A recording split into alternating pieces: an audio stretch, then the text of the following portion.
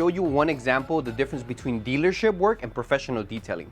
Even when vehicles are brand new, what the dealership does is they hire somebody and they try to polish the vehicle before giving it to the client, but they never tape the rubber seals.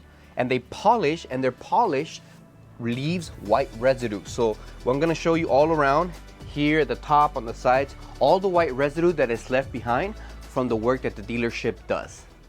So as you can see, look at all that white residue at the edge here. You'll see it right here, right along the edge.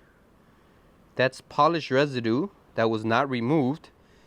And here at the top, you can see it's the most notable one.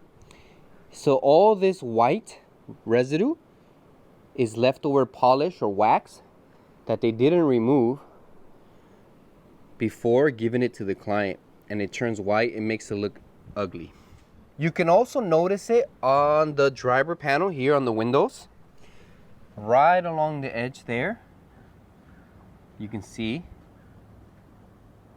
on the passenger side of the window, and over here right there on the driver's side. And look at all the way down.